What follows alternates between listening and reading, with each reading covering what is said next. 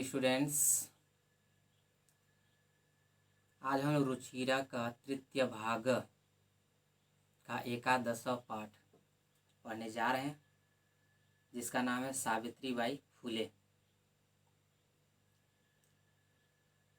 शिक्षा हमारा अधिकार है। हमारे समाज में कई समुदायों को जो लंबे समय तक इससे वंचित रहे, उन्हें इस अधिकार को पाने के लिए लंबा संघर्ष करना पड़ा। लड़कियों को तो और ज़्यादा इसका अवरोध झेलना पड़ता रहा है। प्रस्तुत पाठ इस संघर्ष का नेतृत्व करने वाले सावित्रीबाई फूले के योगदान पर केंद्रित है। बच्चों, हमें भी इस पाठ से यह शिक्षा लेनी चाहिए कि छुआछूत जैसी कोई चीज़ होती नहीं है। आज हमारा देश बहुत आगे निकल गया है, लेकिन कुछ लोग आज भी ऐसे लोग हैं जो छुआछूत जैसी भावना को आज भी संजोए हुए हैं और एक दूसरे से छूत की भाव रखते हैं, जो बिल्कुल हमारे समाज के लिए बिल्कुल ही सही नहीं है। इस पाठ में हम कुछ ऐसा ही है जिसको हम लोग पढ़ेंगे। चलिए तो इसको शुरू करते हैं और पाठ को समझते हैं। स्टूडेंट, चलिए तो शुरू करते हैं सावित्रीबाई फूले का हिंदी मीनिंग। ध्यान से सुनिए और समझिए। ऊपरी निर्मितम चित्रम पश्यत, ऊपर में बने हुए चित्र को देखो। इदम चित्रम कस्याचिद पाठशालाया वर्तते, यह चित्र किसी विद्यालय का है। इयं सामान्य पाठशाला नास्ति, यह सामान्य विद्यालय नहीं है। इयमस्ति महाराष्ट्र प्रथमा कन्या पाठशाला, यह महाराष्ट्र का कन्याओं का पहला विद्यालय है। एका शिक्षिका गृहात् पुस्तकानि आदाय चलती, एक अध्यापिका घर से पुस्तकें लेकर चलती है। मार्गे कश्चित् तस्या उपरि धूलिं कश्चित् च प्रस्तरखण्डान् क्षिपति, रास्ते में कोई उसके ऊपर धूल तो कोई उसके ऊपर पत्थर के टुकड़े फेंकता है। पर सा स्वदृढ़ निश्चयाच्च विचलति, परंतु वह अपने मजबूत इरादे से नहीं हटती है। स्वविद्यालये कन्याभिः सविनोदम् आलपन्ति, सा अध्यापने संलग्ना भवति, वह अपने विद्यालय में कन्याओं से हंसी मजाक के साथ बातचीत करती हुई वह शिक्षण कार्य में लगी होती है। तस्या स्वकीयम् अध्ययनमपि सहैव प्रचलितः, उसकी अपनी पढ़ाई भी साथ ही चल रही है। कियम देखिए आगे, यह महिला अपि योमिमां महिलां जानीथ, मतलब यह महिला कौन है, या आप लोग इस महिला को जानते हैं? क्या आप लोग इस महिला को जानते हैं? इयमेव महाराष्ट्रस्य प्रथमा महिला शिक्षिका सावित्रीबाई फूले नामधेया, यह महिला जो है महाराष्ट्र की पहली महिला अध्यापिका सावित्रीबाई फूले नाम वाली है।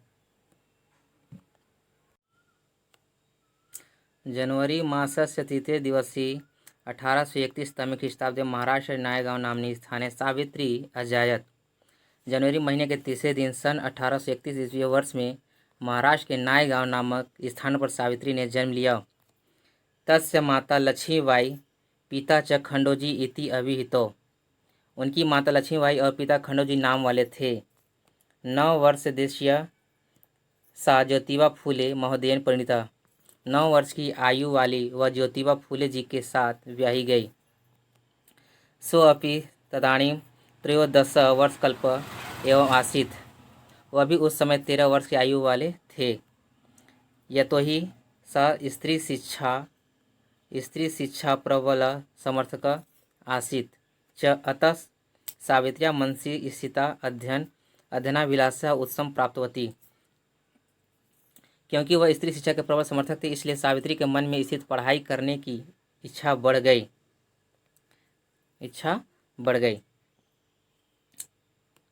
इत परम साग्रहम आंग्लभाषाया अपि अध्ययनम कृतवती।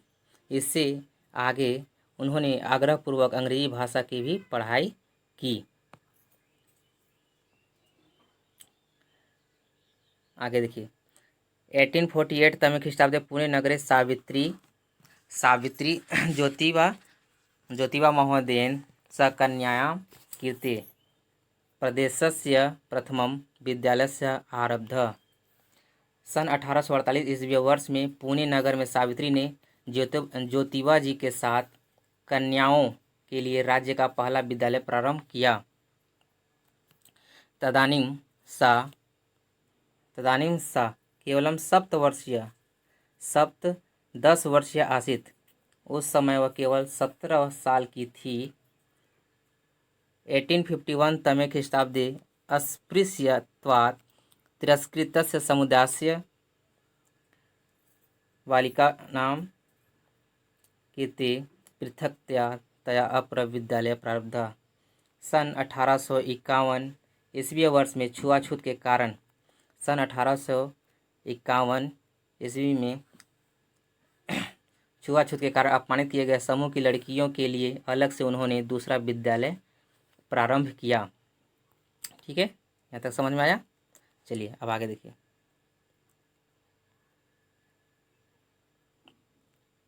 सामाजिक कुरीतिनां सावित्री मुखरम विरोधम अकरोत्। सामाजिक बुराइयों का सावित्री ने जोर शोर से क्या किया? विरोध किया। विधवानां शिरोमुंडनस्य निराकरणाय सा साक्षात् नापितः मिलिता।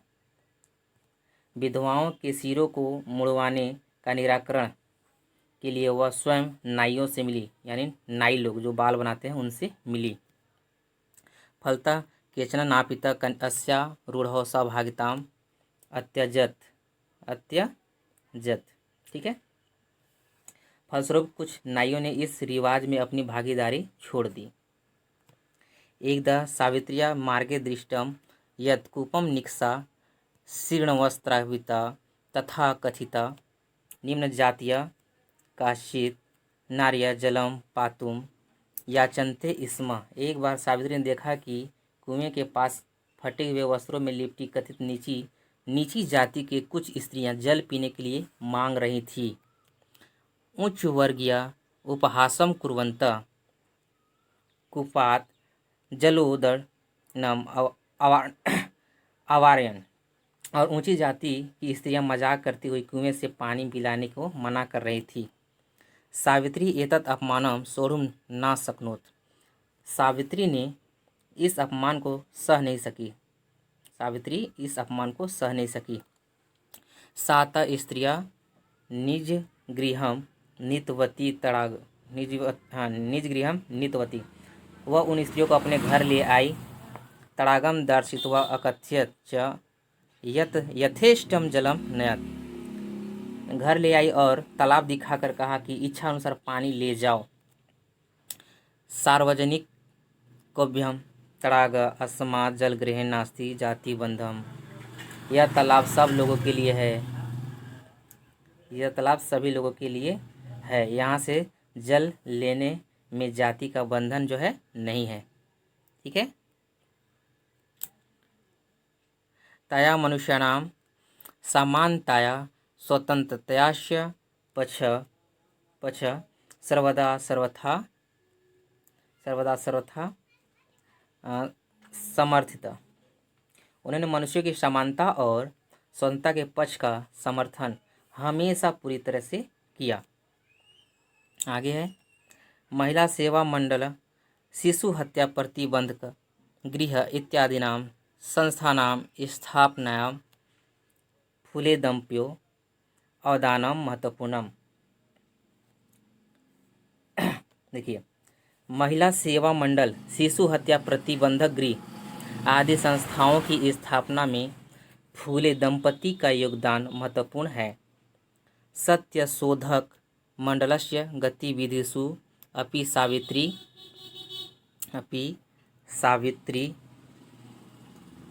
अतीव सक्रिय आसीत्। सत्यशोधक मंडल की गतिविधियों में भी सावित्री बहुत ही सक्रिय थी।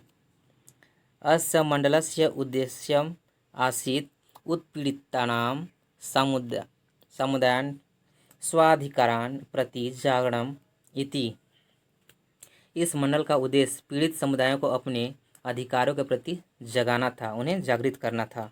उनका जो भी मतलब अधिकार था उसके बारे में उनको बताना था। आगे देखिए,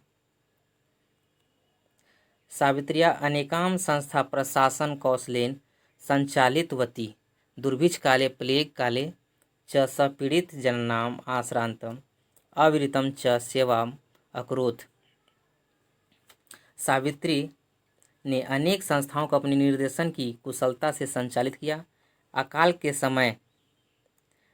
के समय और प्लेग के समय उन्होंने पीड़ित लोगों की बिना थके और लगातार सेवा की। सहायता सामग्री व्यवस्थाएं सर्वथा प्रयासम अकरोत्, और सहायता की वस्तुओं की व्यवस्था के लिए पूरा प्रयास किया। महारोग प्रसार काले सेवारता सा स्वयं असाध्य रोगेण ग्रस्ता 1897 तमे ख्रीष्टाब्दे निधनम गता। और महारोग के फैलाव के समय में सेवा में लगी हुई वे स्वयं इस महामारी से क्या हो गई, पीड़ित हो गई, और सन 1897 की उनकी क्या हो गई, मृत्यु हो गई। ठीक है, आगे है साहित्य रचनया अपि सावित्री महीयते। ठीक है, साहित्य रचना में भी सावित्री बढ़ चढ़कर अर्थात आगे है। तस्य काव्य संकलन द्वयम् वर्तते, काव्य फूले और सुबोध रत्नाकर चलती। ठीक है, मतलब उनके द्वारा 2 काव्य संग्रह हैं। देखिए, काव्य संग्रह द्वयम लिखा है ना, तो उनके द्वारा 2 काव्य संकलन है। कौन कौन से हैं? काव्य फूले और सुबोध रत्नाकर। ठीक है, भारत देशे महिलोत्थानस्य गहनावबोधाय सावित्री महोदया जीवनचरितम अवश्यम अध्येतव्यम्।